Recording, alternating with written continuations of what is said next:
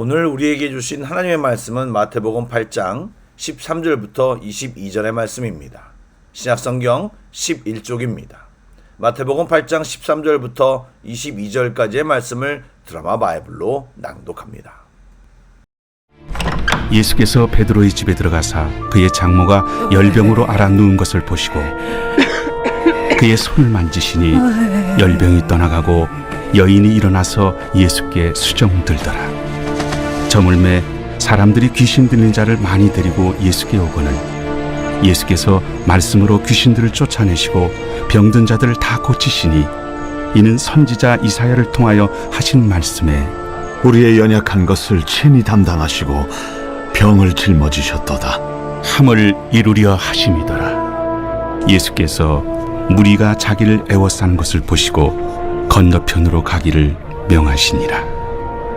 한 서기관이 나와 예수께 아뢰되 선생님이여 어디로 가시든지 저는 따르리이다. 여우도 굴이 있고 공중의 새도 거처가 있으되 인자는 머리 둘 곳이 없다. 제자 중에 또 한 사람이 이르되 주여, 내가 먼저 가서 내 아버지를 장사하게 허락하옵소서. 죽은 자들이 그들의 죽은 자들을 장사하게 하고 너는 나를 따르라. 샬롬, 좋은 아침입니다. 오늘도 우리의 삶 속에 주님이 먼저임을 인정하고 고백하는 성도들이 이 예배의 자리에 있는 줄 믿습니다. 그 고백의 예배를 주님이 받으시고 특별한 은혜 주시길 간절히 소망합니다. 아멘. 기도하고 말씀을 나누겠습니다. 소망의 주님, 오늘도 우둔한 저희들을 가르쳐 주시고 주님을 인정하며 기억하고 믿음의 고백을 드리는 성도들이 다 되게 하여 주옵소서. 하나님보다 앞서서 하는 말과 행동을 멈추고 주님의 뜻과 마음을 먼저 구하고 어려워도 묵묵히 순종의 길을 걷는 주의 자녀들이 다 되게 하여 주옵소서. 우리 구주 예수님의 이름으로 기도드립니다. 아멘. 말씀을 나누겠습니다. 예수님은 산상수훈의 말씀을 마치시고 내려오셔서 여러 가지 치유의 기적을 베푸셨습니다. 이것은 단순한 사건의 나열이 아니라 하나님 나라의 질서가 어떻게 세워지는지, 그분을 따르는 사람들의 모습이 어떤지를 리얼하게 보여주는 것입니다. 크게 세 가지 사건이 오늘 등장하는데 차례차례 살펴보겠습니다. 앞서서 나병 환자와 백부장의 하인을 고치신 예수님은 이제 베드로의 집으로 향하셨습니다. 그리고 베드로의 장모의 열병을 고쳐주셨습니다. 그런데 그 장면을 잘 보시면 예수님께서 베드로의 장모의 손을 만지셨다고 소개하고 있습니다. 열병이 어떤 것인지 정확히 알 수 없지만 당시 의술로 고치기 힘든 병으로 목숨이 위태로운 병이었을 것입니다. 전염병일지도 모르는 그 환자의 손을 예수님은 덥석 잡으셨습니다. 복음서에서 예수님의 치유 사건을 보시면 그냥 말씀만으로도 얼마든지 병을 고치시는 예수님께서 병자들을 친히 만지시고 치유하는 장면이 자주 등장합니다. 이것은 병자들을 마음으로 불쌍히 여기시는 예수님을 그대로 묘사한 것입니다. 예수님은 그냥 기계적으로 병자들을 고치지 않으셨습니다. 그리고 그분은 하나님이셨기에 육신의 병이 마음의 병과 무관하지 않음을 정확히 아셨습니다. 그래서 예수님은 육체의 질병만 고치시는 것으로 만족하지 않으시고 공감하시고 마음을 살피시며 질병을 완전히 고치신 것입니다. 그런데 그때 베드로의 장모가 병이 낫자마자 한 행동을 우리는 주목해야 합니다. 그가 어떻게 했습니까? 여인이 일어나서 예수께 수정들더라. 무슨 말입니까? 예수님을 섬기기 시작했다는 말입니다. 베드로 장모 치유 사건에는 이전 치유 사건에서 보인 것처럼 특별한 믿음이나 행동이 언급되지 않았습니다. 그도 그럴 것이 열병으로 사경을 헤매고 있었기 때문입니다. 그런데 베드로 장모의 경우는 치유받은 후의 모습을 특별히 기록하고 있습니다. 여러분, 이런 모습은 주님의 은혜를 경험한 사람들의 전형적인 모습이자 반응입니다. 예수님을 제대로 만난 사람은 예수님을 따르고 말하지 않아도 그를 섬깁니다. 왜요? 은혜를 입었기 때문입니다. 그리고 예수님의 승천 이후로는 바로 주님의 몸된 교회를 열심히 섬기는 모습으로 그것이 나타납니다. 제자는 주님과 교회를 마음 다해 섬기는 자들입니다. 이어서 많은 병자들과 귀신 들린 자들이 주님께 몰려왔습니다. 주님께서는 그들을 마다하지 않으시고 맞이하시고 수많은 환자들을 모두 다 고쳐주셨습니다. 언젠가 저는 치유 집회에 참석한 적이 있습니다. 병을 고치러 온 수많은 사람들은 모두 절박했기에 보통의 상식이나 여유를 가지지 않고 기본 매너 없이 달려들었습니다. 치유하는 분이 얼마나 고되고 힘든지는 아랑곳하지 않고 시간을 무시하고 자신들의 병 낫는 것에 집중했습니다. 상상컨대 예수님 당시는 더 심했을 것 같은데 주님은 그들을 다 고치셨다고 성경은 기록하고 있습니다. 또 마태복음을 시작하며 반복한 말씀, 구약에 하신 말씀을 이루셨다. 우리의 연약한 것을 친히 담당하시고 병을 짊어지셨다를 예수님은 삶으로 모두 이루셨습니다. 사랑하는 여러분, 우리들 예수님을 따라가는 제자들은 주님께 우리의 연약함을 다 맡기고 주님의 완전함, 주님의 온전함, 주님의 은혜를 채우는 사람들입니다. 앞에서도 주님이 우리를 공감하신다고 말했는데 이것을 어려운 말로 체휼이라고 합니다. 처지를 이해하고 가엽게 여긴다는 말입니다. 예수님은 병든 자를 치유하실 뿐만 아니라 죄와 상처 입고 소외된 마음들을 모두 회복하시는 분이십니다. 혹시 이 시간 수고하고 무거운 짐진 자들, 마음의 어려움과 온갖 상처, 외로움, 허무함 등 심적으로나 육적으로나 상황적으로나 마지막으로 영적으로 힘든 분들이 있다면 무조건 주님께 나아가십시오. 주님만이 우리를 온전히 회복시키시는 분이십니다. 그래서 주님 곁에서 회복의 은혜를 온전히 누리시는 우리 모두가 되길 축복합니다. 아울러 제자는 이렇게 주님 곁에 머물러 삶의 모든 영역이 또 영육의 모든 것이 회복되고 치유되고 온전해지며 성장하는 사람들임을 잊지 맙시다. 아멘. 이어 예수님께서는 건너편으로 가자고 하셨는데 이때 한 서기관이 다가와 주님이 어디로 가시든 따르겠다고 고백하였습니다.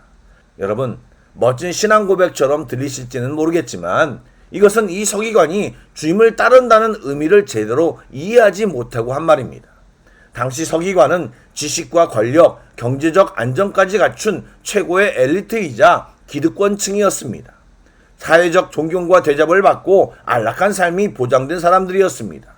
그런 사람이 최근 예수라는 젊은 랍비의 인기에 편승해 보려고 나중에 예수님이 뜰 때 한자리를 차지하려는 마음으로 이런 고백을 한 것입니다. 그것을 알고 계신 예수님께서 이어하신 말씀은 아니야, 나는 집도 절도 아무것도 없다. 나그네 같은 길을 걷고 있으며 앞으로 환난과 십자가의 길을 걷게 될 것이다. 그래도 따를래? 라고 물으신 것입니다. 이어 성경은 제자 중 한 사람의 말도 소개하고 있습니다. 그가 주여 내가 먼저 가서 내 아버지를 장사하게 허락하옵소서 라고 말했을 때 예수님은 죽은 자들이 그들의 죽은 자들을 장사하게 하고 너는 나를 따르라고 말씀하셨습니다. 언뜻 들으면 너무 냉정하고 반인륜적으로까지 느껴지는 말씀입니다. 그러나 이것은 당시의 상황을 잘 모르기 때문에 생기는 오해입니다. 이 구절을 읽을 때 보통 우리는 아버지가 방금 돌아가셔서 빈소를 차려야 하는 상황으로 오해합니다. 하지만 그랬다면 이 제자는 예수님 곁에서 대화를 나누고 있을 수가 없습니다. 유대 율법에 따르면 시신이 있는 사람은 부정해지기 때문에 즉시 장례를 치러야 하고 군중 속에 나올 수 없습니다. 그래서 이 말은 지금 아버지가 늙고 병드셨으니 돌아가실 때까지 몇 년간 고향에서 모시며 자식의 도리를 다한 후에 주님을 따르겠다라는 의미의 표현입니다. 즉 제자의 속마음은 주님을 따르긴 하겠는데 지금 당장은 곤란합니다. 제 삶에 밀린 숙제를 다 하고 나중에 형편이 좋아지면 그때 따르겠습니다 라는 말입니다. 전혀 의미가 다르죠? 또한 예수님이 하신 말씀을 잘 보시기 바랍니다. 일종의 언어 유희인데요. 먼저 죽은 사람들이란 영적으로 죽은 사람들, 즉 복음을 모르는 사람들이 육적으로 죽은 자들, 즉 돌아가신 아버지를 장사하게 하라는 말입니다. 이것은 장례식 자체가 나쁘다거나 부모에게 불효하라는 말이 아니라 육신의 장례는 영적으로 깨어있지 않은 사람들도 충분히 할 수 있는 일이지만 네가 감당해야 할 생명복음을 전하고 천국길을 여는 제자의 사명은 아무나 할 수 있는 일이 아닌데 왜 이 가치 있는 일을 뒤로 미루느냐고 도전하는 말입니다. 즉 우선순위를 가져야 한다는 메시지인 것입니다. 여러분, 주님은 말로만 순종하는 자가 아니라 진짜 순종하는 자가 참 제자여 성도임을 말하고 있습니다. 참 제자는 상황보다 주님의 말씀과 주의 일에 우선순위를 두는 사람입니다. 세상적인 욕심과 속셈을 가지고는 주님을 따를 수 없고 주님을 최우선으로 생각하며 주님을 따라가는 사람만이 참 제자임을 알려주시고 계십니다. 사랑하는 여러분, 우리들은 어떻습니까? 이 물음의 대답은 기도로 하시기 바랍니다. 함께 기도하겠습니다. 사랑의 주님, 주님 곁에 머물기를 간절히 원합니다. 주님의 말씀에 순종하며 나에게 원하시는 주님의 일들을 찾아 감당하기를 원합니다. 또한 주님 곁에서 나의 연약함과 부족함, 그리고 병든 우리의 영혼육을 주님의 능하신 손으로 온전케 하심과 치유하심을 경험하게 하여 주옵소서. 또 주님과 주님의 일을 최우선으로 여기며 가치를 두는 우리 모두가 되게 하여 주옵소서.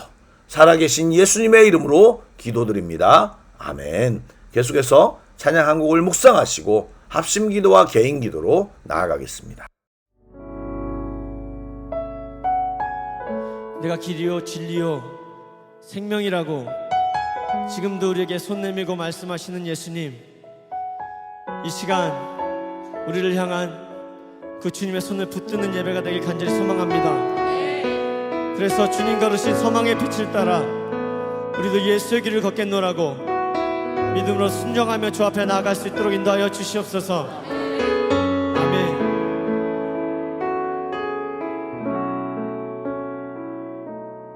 안개 속에서 주님을 보내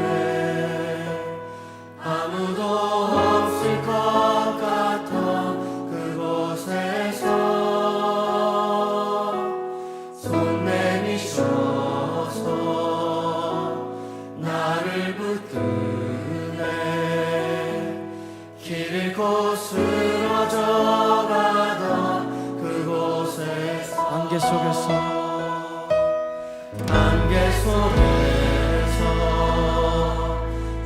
주님을 보내 아무도 없을 것 같던 그곳에서 손 내미셔서 나를 부르네 길 잃고 쓰러져가던 그곳에서 주 말씀하시네 내 손 잡으라고 내가 곧 길이요 진리 생명이니 아멘 나 그 길을 보내 주 예비하신 곳 다른 길로 돌아서지 않으리 예수의 길 그 좁은 길 나는 건데 주 손 잡고 그 무엇도 두렵지 않네 주님 주신 약속 내게 있으니 세상의 길 그 험한 길 승리하네 성령으로 그 무엇도 바라지 않네 저 하늘에 내 소망 있으니 다시 한번 믿음으로 고백하십시다 안개 속에서 주님을 보내 아무도 없을 것 같던 그곳에서 손 내미셔서 나를 붙드네 길 잃고 쓰러져가던 그곳에서